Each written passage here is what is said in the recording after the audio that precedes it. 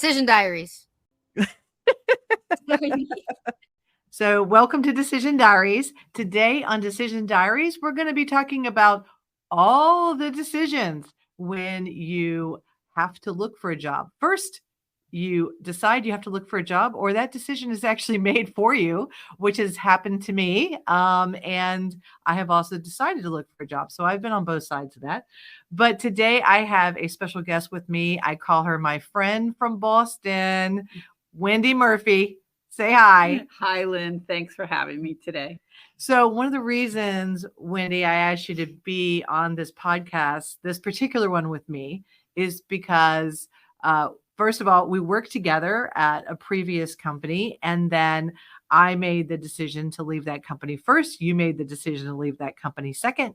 And technology being what it is, you found yourself in a mismanaged company where, again, the decision was made for you and you were back out there again. So you've been out there recently, and I was out there about 2 years ago. So I want to go way back because you and I are about the same age. And I want to tell you about how I, at one point, pre-technology, I had to find a job. I actually opened up the yellow pages, looked up the word software, and cold called to find a software job after I was closing my retail store. So we are talking low tech. Low tech? I don't even know if people know what the yellow pages are today. I don't know if they know what they are, but it was part of a phone book. It's a book. It's a book. It's a physical printed book. And at the very end of it, there's a bunch of pages of companies. That was the only way you could find companies. And I looked in the yellow pages for computer software companies that were actively advertising in my region to find a job. Low tech job hunting, as low tech as you could get. Do you remember when you had to look for a job before we had LinkedIn? We're going to talk about LinkedIn and all of those things, but do you remember when you had to look for a job that way? Like, did you physically mailed a resume? Yeah, that's actually an interesting point. Because of the industry I started out in, I was in newspapers doing newspaper systems. Oh. And there were very limited companies in that space.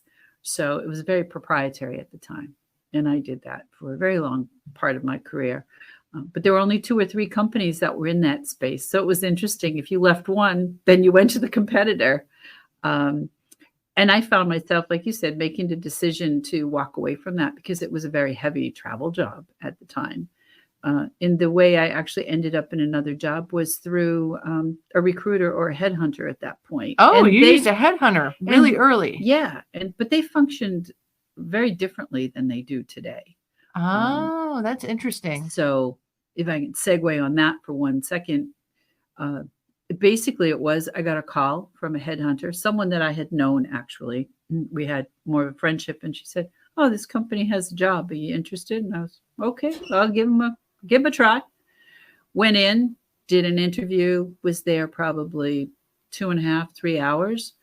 And again, cell phones aren't a big thing yet. I did have one, by the way, but they still weren't as technology savvy as they are today. And went to the interview. And by the time I got home, she called me up and told me I had an offer letter. Oh my, that's a dream. Yeah. That's a dream. I do think that is different. Everyone's dream these days. Yeah. That you're going to get a call from a headhunter. And, I do get calls from headhunters now, but now I don't necessarily think that that's going to be an easy process. And the times that I have received a call from a headhunter, they're usually not up to date with, where I am right now in my career. And sometimes the things they're offering me are nowhere near actually what my LinkedIn sometimes says. And I'm kind of like, how in the world did you call me? So did you ever, because you were in the newspaper business, you saw all the job advertisements? Oh, yeah. And that was the other way I found a job, was a physical newspaper. Right. And so obviously old tech, now we flash forward to new tech. Yeah. And you mentioned that, you made the decision to leave your first job with the newspaper because of travel.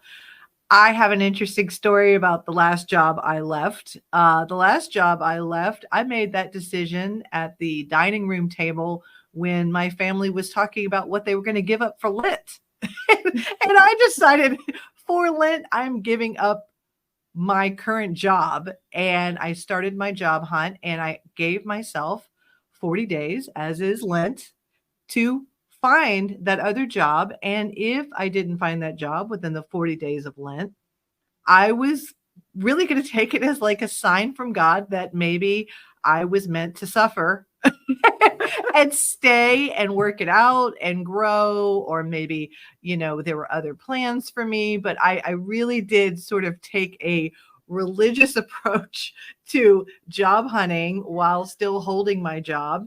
And shocker of all shockers, I received, 3 offers by day 40. And by day 40, I had an offer. And by Easter, I was turning in my resignation letter. So not everybody decides to leave their jobs as part of their Lent or part of their Christmas presents. I don't know. But, and then, of course, there are times when the decision is made for you. Now, you recently decided, and then the decision was made for you because of the company.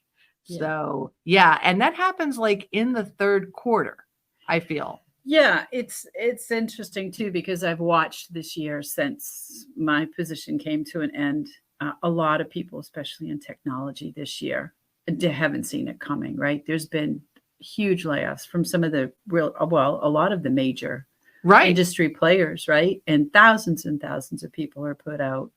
But I found the dynamics of it kind of interesting. And I don't know if you want to segue into that or not, even just with the company I was with, but folks that I've spoken with over the time, is companies should see this coming. And I know in the company I was with, there was a couple of layoffs that they brought forward that people didn't see it coming. And they actually had people that had joined the company that week, and other people that had just accepted offer letters, and all of a sudden they didn't have a job. And I'm perplexed how companies make those decisions. I've been in leadership roles where, I've been brought in to say, we're going to cut corners and we have to plan for this. So it's not something they just wake up in the morning and decide to do. It's a long pole to work all of the logistics out when you're downsizing a company. So I'm still perplexed on some of those decisions. And I've seen a lot of this. You mentioned it in LinkedIn as well, that there's conversations out there where people have seen the same kind of behavior model, where I just started the job on Monday and on Friday they had a layoff and I was told I was done.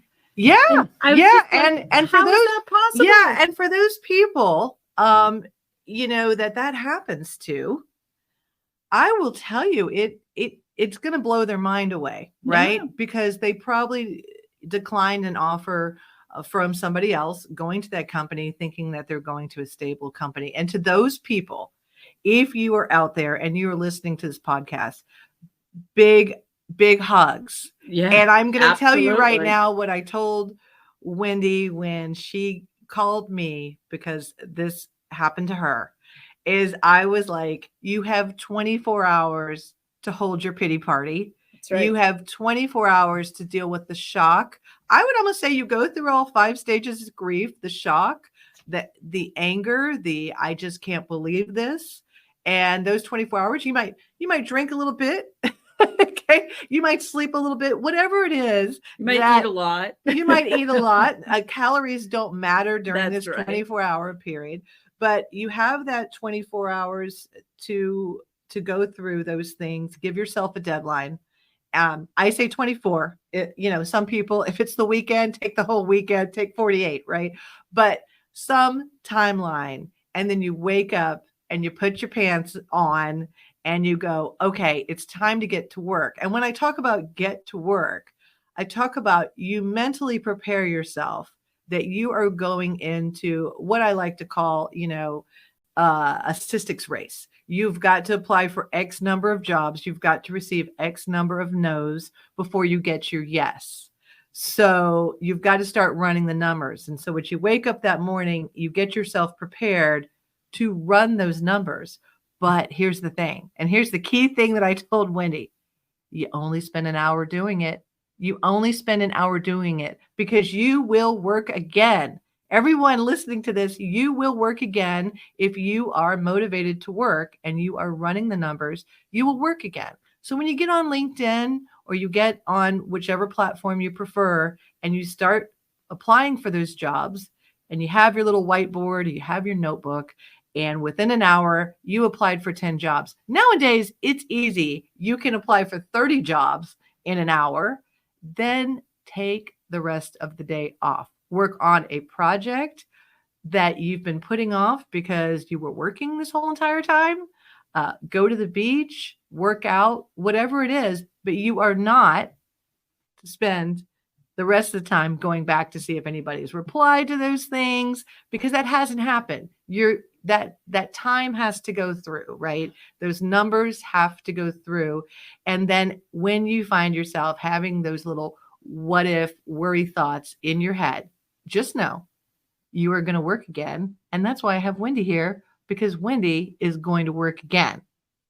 Right? What do you use? And I think the timeline that you give people to internalize the scenario, I think it's different for some people, but you don't want to, I guess I would say, like you mentioned, wallow in it, right? It might take some people like a week, but one thing I think that you need to know is it's not you. This is numbers to companies.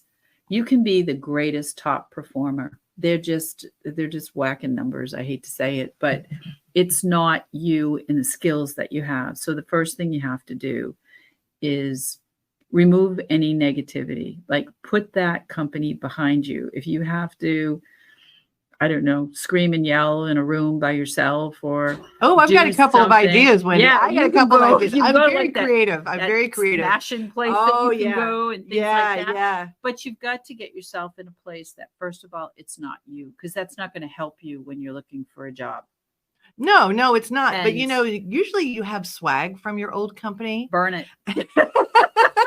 They made great bonfires. They made great car rags. I mean, I just want to say there's a couple of things that I received from old companies. I even had some stuffed animals for my children. And then once I left, I was like, I'm taking that stuffed animal and I'm going ahead and recycling that and sending that off to Goodwill. So lots of, get creative, everyone. Right. Get creative. Enjoy it. If you were just hired and you received swag and then you were fired a month later or laid off a month later, hey, if I were you, I might mail it back. Yeah, right.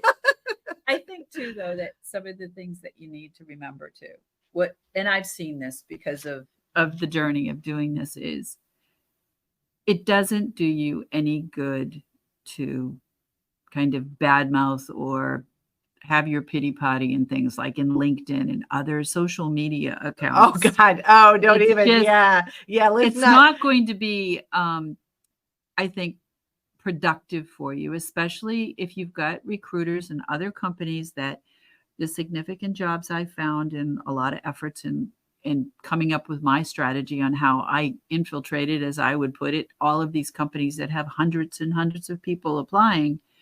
It doesn't do you any good if they see your LinkedIn profile and all you're doing is posting negative type information. The other thing I can say is separate yourself from people that are doing that to you as well. The people that are supportive, stick with them. The people that aren't, don't spend your time with them. I did, it hasn't been approved by the Pope yet, but I am the patron saint of job hunting, getting fired and getting laid off. If you have just found yourself fired, call me. I'm the patron saint of all of these items. I am the Mother Teresa of being fired and, getting back up, laughing at it, getting laid off, getting back up, laughing about it, and then job hunting during a recession. In 2007, both my husband and I were jobless and had 2 young children. in private school. And, we really tried to make the best of it. We did have annual passes to Disney, so that made it a little easier. But I will tell you that I have taken the approach that, you have to laugh before you can't sit around and cry. Right. You need to laugh and try to find the humor in your momentary anxiety and despair. Lean into that anxiety and use it by getting that anxiety out by exercising or working on a project. So when you called me, I was like, all right, she has been given to me by God so that I have to keep her spirits up. And so I was one of those people that would text you some funny memes, and I was like, wake up, it's a brand new day, don't spend more than an hour. So you started, so this time in your job recruiting, so you and I talked about LinkedIn, and LinkedIn will kill your self-confidence pretty quickly. So like when I was within my 40-day lit job hunt, I went out to LinkedIn and I gave myself, an hour to apply for jobs. And when you get to a job and then you see that, oh, I don't know, one time I think I saw 200 people had applied. And in the remote workforce, and since 2020, you were not just competing within your city or your state, you were competing sometimes internationally. This is true. Yeah. And so 200, people that have applied for a job, I think that's one that you should just pass by. But I would, if it was easy apply, I would click it and I would add it to my stats and be like, well, I'm just going to put it up on my board. And if I don't hear a response back, it's a no. I don't know if within that pile of 200, if everyone who clicked it, especially when it's an easy apply, was qualified. Don't even know where they are in the process, why they haven't, why after receiving 200 applicants, they haven't pulled that job posting. Right. So, even some of my, HR friends, and I've been a hiring manager and you've been a hiring manager. And I will tell you that I've never looked at, I've obviously never looked at 200 resumes. Yeah, it's interesting because, again, the conversations that they see come from both sides, right? So one thing I will say, and I hate to say this for all the recruiting companies out there, but there are so many people on the market right now in technology that companies don't need to pay an external recruitment firm to find qualified candidates. The struggle they do have, though, is, like you pointed out, getting inundated with so many resumes, and some people are just applying whether the job has any value to them or not, or they even have the qualifications for it. But one of the things that I did with my strategy was, as I looked at these jobs, especially in LinkedIn, and I'm not sure if you have to pay for like the premier version of LinkedIn to do this or not, but I would say it's probably worth it to invest for a couple of months. I think it's like $39, or if you mess with them, they'll keep giving you a discount until, it gets to a dollar figure you can reasonably afford. But every job that I looked for the listing showing me either the recruiter internally, not an external recruiter, but the company's recruiter from the talent acquisition group who was searching for those candidates for that job, or sometimes it would show you the hiring manager. Wow. I didn't know that. I've never used that feature. And the first thing that I did was I'd send them a LinkedIn message, but make sure you apply for the job first, because they won't respond to you. That's the first thing they'll tell you to do is apply for the job. So I would send them and I don't use any of the automated, generated messages that are done now. That I wrote my own words and spaces, and what I would do is say that I applied for the position today, but I am attaching my resume so that you can have it, because I see that you have hundreds of candidates and I want to know if this opportunity is still available. And I will tell you, that is how I got an enormous number of interviews.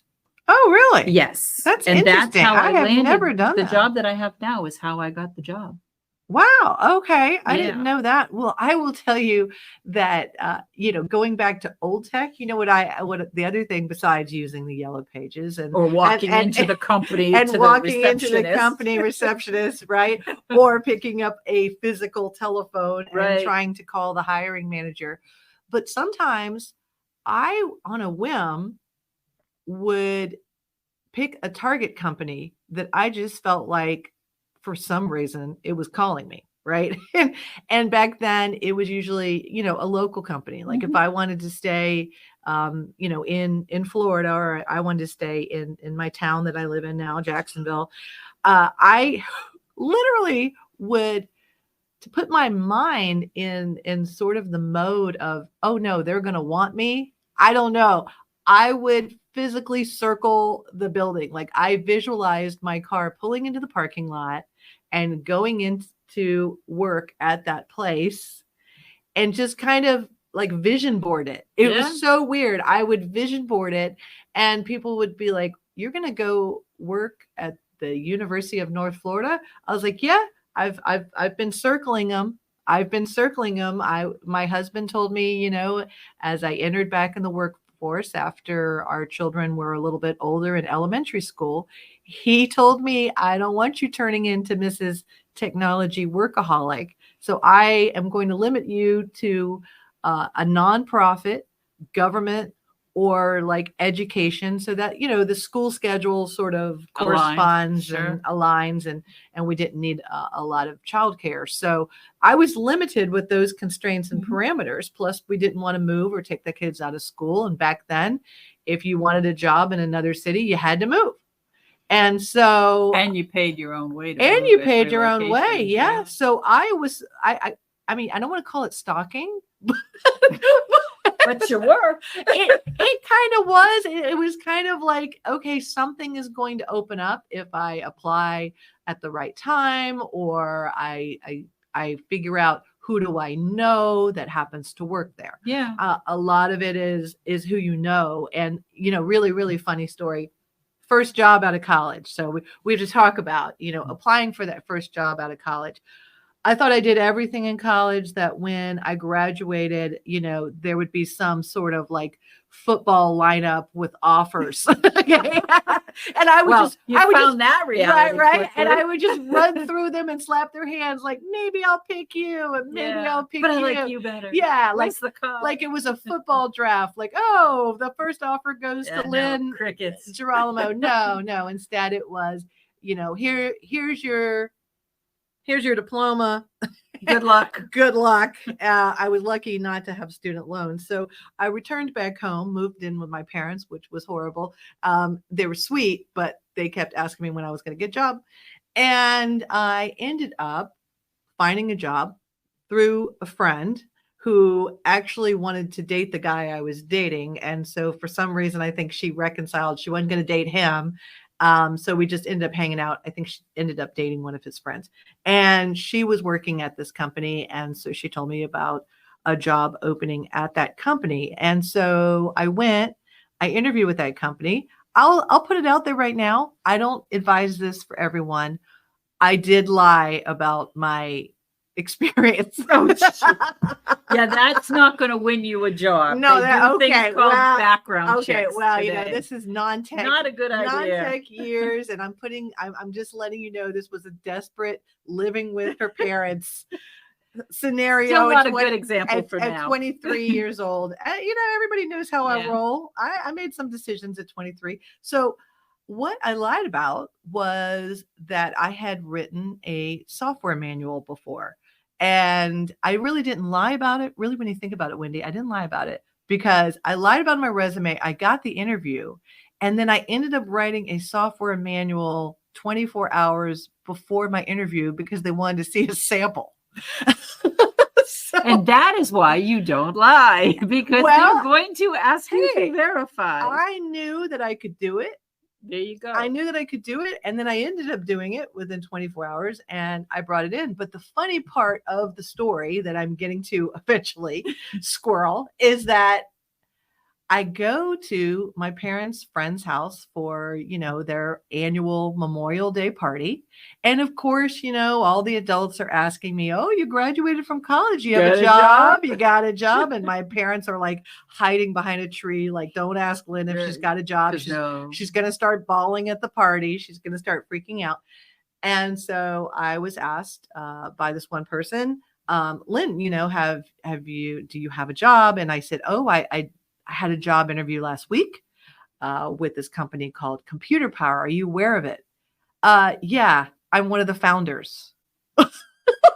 Well, there you go, Mom. I got a job now. Look at that. I had no idea. I didn't know what my parents' friends did. So if you are graduating from college right now, investigate what your parents' friends do, because we are essentially the hiring managers out there in the world now. That is true. And so I have given my name out to a few people who, are graduating with computer software degrees and, product management degrees, and even some people that are, graduating in healthcare.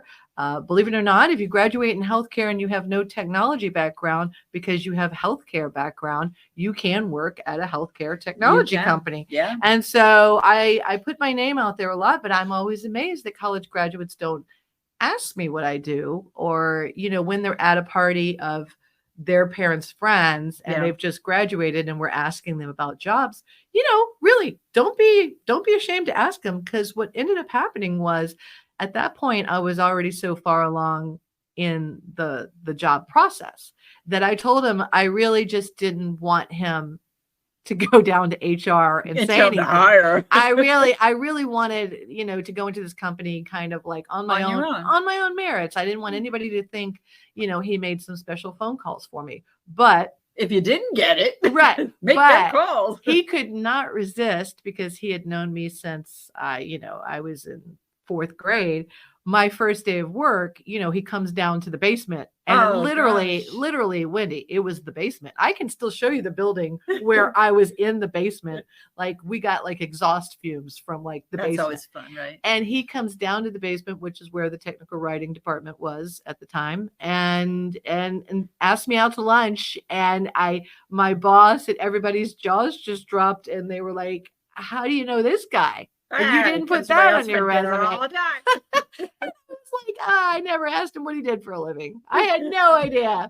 And so that just became like the standing joke. Like, everybody in my department was like, "Oh, you're going to call John? Can we call John? We need like extra budget." And I was like, "Can we get out of the basement now?" Yeah. Can we move out of the basement now that we've got somebody that knows him? So, it's one of those kind of funny stories. And college graduates today, I'm worried about you guys. I want to see you guys, come out and not be so upset about the rejection, because the rejection is part of it. So how many jobs did you recently apply for before you actually got your yes? Oh, good Lord. That will probably scare everybody. No, I would say, it's stats. You got to deal with it. Over 200. Over 200. Over 200. And I have to say, the 200 that I applied for were specific to what I do. So I didn't just reach out and apply to everything that was out there just because it was there.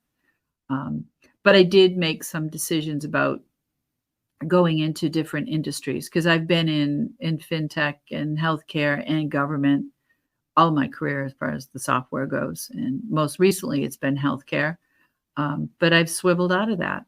And that's a big move. It is a big move. But I think just looking at conditions and what was available. And I think that the opportunities are different now. The competition is stiffer, because software generically everywhere now is a remote job. There are still companies that do a hybrid. They want you to come into an office. And that's something that, I guess, if you're looking at college students as well, but anybody looking for a job, even though we've just come to the other side of this horrible COVID scenario, remote is difficult for a lot of people. And don't be afraid to admit that it's hard. Because I think, especially in my position, and I am in a leadership position, that's one of the conversations during the interview process is, how do you keep the pulse on anyone that reports to you, understand that, you need break time. You can get so entrenched in your work, especially working in your home. Everybody's family dynamics are different, but you need to walk away. You need to take a break. You need to put yourself on a schedule.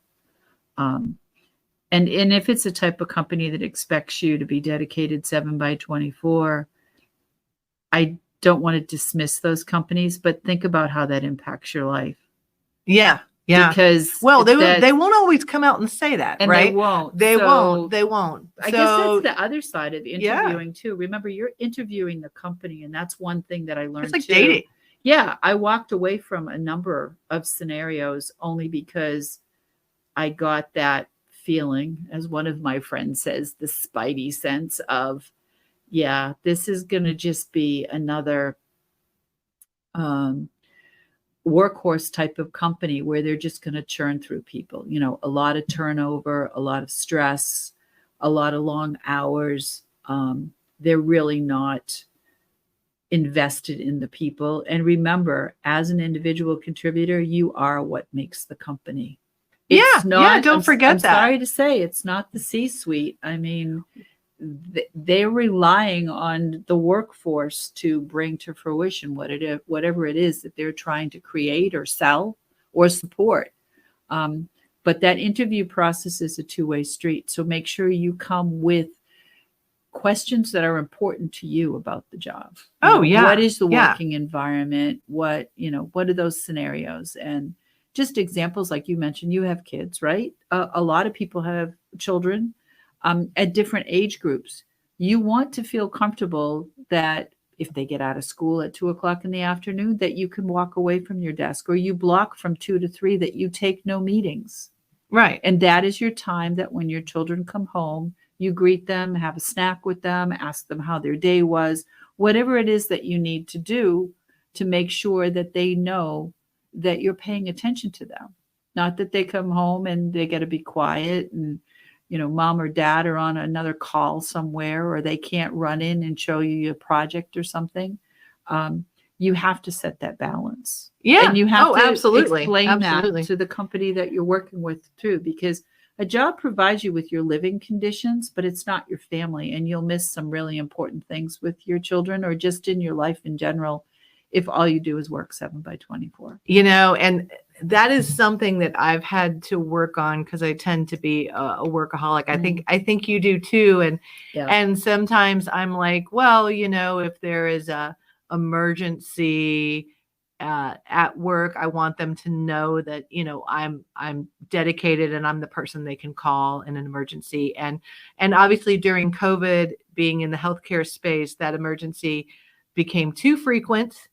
And those boundaries were so blurred. So now we're resetting them now. And now as these 2020 grads are starting to graduate from college, they're starting to ask themselves, where do I want to work? And if you happen to be an extroverted college grad like myself, remote work, sometimes you miss that camaraderie. And what's really nice is my son's girlfriend, she's looking at a job where, she goes in and she sees people 2 days a week or 3 days a week. So she's got that hybrid, and that will be good because people see her present. She gets to, have some personal one-on-one time with some of her coworkers, which is something, honestly, I totally miss. So I know we're getting to that point where we need to kind of wrap up with our advice, and I'm going to leave you with a little story that if you were out there and you are looking for a job because you decided to leave or that decision was made for you, I want to tell you about the worst interview I ever had. Wow. Only one. Oh, it's multiple, but this is just comical because this was, in my 20s. So I can talk about it with laughter, but it has left me with You've been scarred. With some, I actually laugh about it every year, and I always laugh about it every year during the Macy's Thanksgiving Day Parade because the job interview was with Macy's. Oh, wow. There you go. But the job interview was so bad. When we talked about dating, I'm a great dater. I really am a great dater. I think I'm a great dater. I've never been on a bad date with a guy ever because I just enjoy talking to people. So what's an interview, right? What's an interview with a Macy's guy? It's just another date for me. And by the way, University of Florida submitted me and several of my friends from University of Florida for this Macy's interview. They came to University of Florida to interview a select group of people, and I was in that select group. So I was already feeling like, hey, I'm important because I'm 20 years old. I feel like I'm super important because I got selected, a little too important. So I walk in, and of course, the first thing, and we're going to talk about this in a different podcast, that this interviewer comments about happens to be my grades. So among the 5 candidates or so that were selected, I would probably say I had the worst grades of them because I enjoyed the University of Florida. I had a really good party time. And, hey, C's get degrees. So I'm over there at C level. I am up against people with straight A's, one of whom is my co-host on this podcast, Jamie Shapiro. And, and so we all line up. We go into this office with this Macy's guy, and he makes that comment about my grades. And I had done my homework through papers and going to a physical library to learn about Macy's. And I had read the Wall Street Journal that they had just filed for bankruptcy. So he struck at me and I struck right back. And I said, why would I want to work for you? You just filed for bankruptcy. And I believe at that point, the interview should have been over. But it wasn't. He struck back at me. I struck back at him.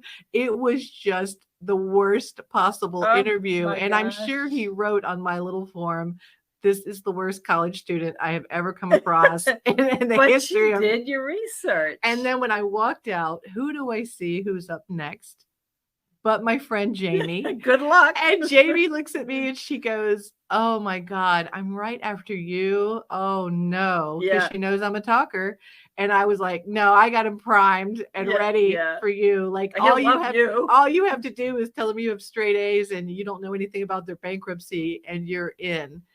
Neither one of us, none of the 5 people ended up getting the job. And I think that's probably because I set the I set the bar. Set him on fire. I set him on fire. Well, he didn't seem like a very nice person, and I'm really glad I didn't work for him. But it just makes me giggle every single time, every Thanksgiving, which just passed.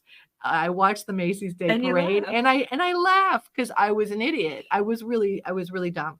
So we're gonna wrap up some advice. So I'm gonna start some advice with you, and then I'm gonna add to it because you just are done. You just finished and you are about to start your new job. So this is all very exciting. Yes, it is. Like I said, I was very targeted in the way I looked for the jobs and tried to reach out with folks.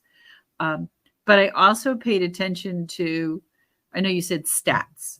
Mm-hmm. Also, for me being in software and for people that do Agile and Scrum and the rest of it, you do retrospectives. So I would go and analyze back, like, what was that interview like? The people that I spoke to, how did I think it went? The type of questions that they asked.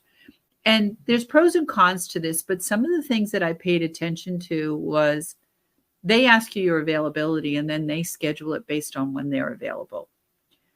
I always show up 3 minutes early to the call, one, to make sure my stuff works, but I want to be there before the interviewer gets there. Mm-hmm. Some of the things I kept track of was how they came to the interview. So one was, were they on time? Because you should respect my time. I'm looking to work for your company. And really, what kind of a state they were in when they joined the call. Because a lot of people were like, oh, it's such a terrible day. And they'd go on for like 5 minutes about how their day is so harried and filled with just all sorts of interruptions. And also they would mark it with, say you had 30 minutes to talk to the person. They would make it very clear that I have a hard stop at, say, 10:30. Mm-hmm. And then they would start the next question with it was, well, why don't you tell me about your background? So I struggle a bit with that as well, because you've submitted your resume. You've answered all the questions. You've been through a phone screen. They've now scheduled with people that either is going to be the hiring manager or a coworker or a peer or somebody. And nobody's bothered, one, to show up on time, to actually look at the resume so that they could ask you pointed questions about some of the positions that you had, and narrow things down. They want you to give them a dissertation about your background. So I felt like they didn't come prepared and they weren't interested. Couple of other things that I did was I would ask if I could back up to the phone screen before anything was actually booked was, is this actually an active role? Oh yeah. Are you? It's crazy you have to Yeah, ask that you these have days. to. You And really also- were put down a goose chase. Oh my God. And I don't know if we want to say the name of the company, but man, you Oh, were really months. put down Wow. a goose chase with Yeah. we were talking everyone about, I don't know, Wendy, I lost track. I think you had 8 to 10 interviews I was with 18, executives. 20 hours into Yeah, interviewing. 18, These were 20 hour-long hour marathons. Yeah. And over days and days and days. And then told, oh, we have an internal candidate. We decided to give the position. But thanks very much. And if we come up with anything, we'll get in touch with you. Which is horrible. Oh, we would have liked to hire you, but we took an internal candidate. So a couple of questions I think are reasonable to ask. One, if they don't post the salary, ask them what the salary range is. They have to know what the range is. Right. If they're not willing to tell you what the range is, don't be putting a dollar figure down and telling. If they're asking you what you want to know what the salary range is for the position, so that when they get back with you on that, you'll tell them whether it fits within your salary range itself. Do they have an internal candidate? How long is this a backfill or is this a new position? Oh yeah, that's always a good question. And when do you plan? When do you want somebody on board? Because they should give you a target date, because that will also tell you how fluidly active they're interested in engaging with you and actually putting somebody in the job. Now, I can't say they're going to give you the answers to all the questions, but also, where are you in the cycle? How many other people, what is the interview cycle? How many people do I have to go through before I know whether you're going to put an offer on the table? And how long is that cycle? Because I will tell you, there were some companies, 12 weeks, and I was still waiting and waiting. And don't just put all of your eggs in one basket. And you don't have to share with them other things that you have in process. You could say you're proactively, obviously, looking for a position because your desire is to have a job. But pay attention to some of those signs as you're going through it, and make sure that you have questions for each person that you speak to in relationship to that position. So again, if you know it's a backfill, ask them how long the position's been vacant. Oh, that's another good one. Because for me, in a leadership position, that means that the team of people that I will be responsible for leading has had no leadership. They've been self-governing themselves. Maybe somebody is filling in, but they don't have full time to be able to, handle all of the different things that go on that impact the team and keep them from doing their job successfully. Yeah. And even if it's an individual contributor job that's a backfill, it's interesting to know how long that position's been empty and how big is the team.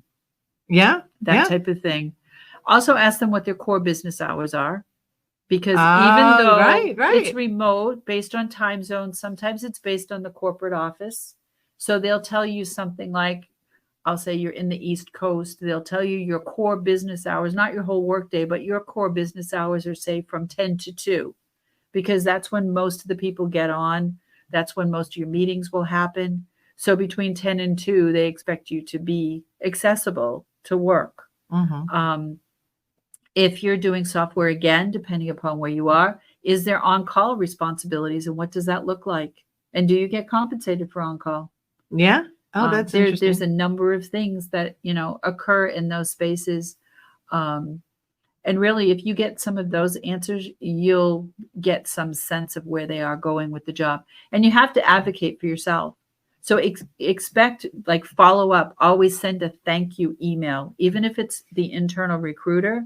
If you get email or you get contact with any of the people you're interviewing with, and also research the people that you're talking to, because you'll be surprised, going back to what you said, Lynn, of people that know people. Yeah. If you have a LinkedIn amazed. account, yeah, look them all up in LinkedIn. See how long they've been with the company, because you can speak to things, but also look at their history. Because if you know anybody, and that was a couple of catch marks that I had as well, people worked at companies I worked at. And the ones that really paid attention to my resume, they brought it up during the interview. One of the companies I work with, they were like, oh, yeah, we both worked there, didn't we? Wasn't that interesting? Now, I didn't give a positive, negative, or anything. I agreed with them about, yeah, we worked there. And I let them tell me their story about the company, but it gave a connection. It's a connection. So look for a connection with the person, and don't just rattle right off. Try to make it, like you say, like dating. So even though you're being interviewed for the job, if you look at their background, maybe ask them, even if you ask them something like, how's the weather where you are today? Or, Right. oh, you live in, I don't know, Hawaii. That must be lovely. What's it like? Yeah. Right? Oh, yeah. Anything you can think of to ask them that brings it down to a personal level. And you're not deflecting from the interview, but you're trying to bond with somebody that you're not sitting in front of. Oh, absolutely. So, well, give it a and try. I think the only time I didn't send a thank you letter is to my Macy's guy. And Well, the I would only think so. time and the only time that I feel like I wasn't on my game was with my Macy's guy, and clearly we had zero connection. But it's amazing when I look back that I got job offers within my 40-day Yeah, lit. but you planned. I think it's act of God, or whatever. No, I think it's effort. I did only put, an hour a day while, still working a full-time job. I put an hour a day, and then I gave myself a break. And, all of the advice you gave is phenomenal. I focus on, you've got to keep your spirits up, and you really Absolutely. have to give yourself, boy, I tell you, you can really beat yourself up. You give And yourself you a break. really also, Yeah. sometimes I would give the other imaginary candidates more, like, I would be like, oh, they must be straight A students. I would give them everything that I felt that I lacked. It's like I projected that on these imaginary candidates.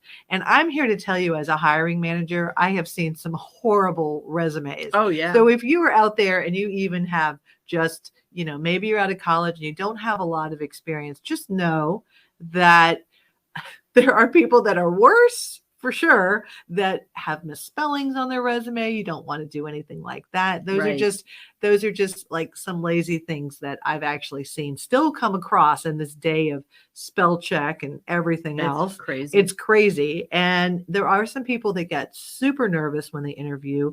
And so when I was a hiring manager and I did see somebody who was such a sweet person and wanted the job so bad, and you could see that he was sweating during the interview, I called it. I said, hey, take a moment. Don't feel nervous. We are two people having a conversation. That's I am right. looking for this kind of a person. I feel that, you're putting a lot of pressure on yourself during this interview, and this is just our first conversation. We're going to have a second conversation. So let me get you some water and let's reset. Take a minute and breathe. Right. And I think that said a lot to the fact that I wanted somebody who was going to join the team that could, be vulnerable at time, be a team player, and could adjust. And we did end up hiring that person. So it wasn't the end of the world. So you really want to enjoy your time off. I want to put that out there. Well, yeah. Enjoy your time off. I don't know how many things you got to paint or how many things you got to bake. God. But one time, I had a couple of days off and we took a nice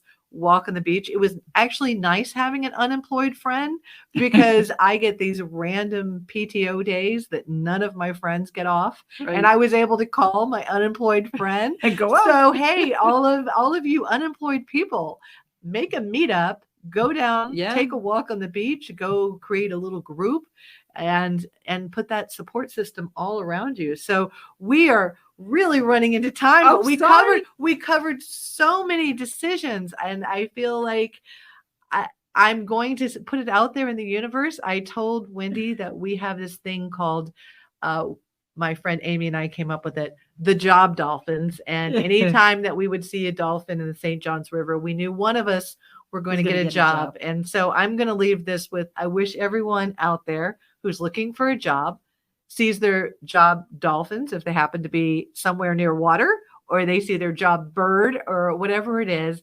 And I'm still going to petition the Pope to grant me being a saint Okay. of dealing with job loss, dealing with finding a job, dealing with being laid off, dealing with being fired. I'm your girl. If you're out there, go to decisiondiaries.com. We have a website. Send me an email if you want some of my funny memes that will keep you inspired, keep you laughing, keep you going. If you want to know, how am I doing on my stats, send them over. I'm here to support you because I'm going to apply to be a saint. Well, there you go. Everyone has to have a goal. Why not set it high? Thank you so much for listening. And thank you for coming on this podcast. Oh, thank you.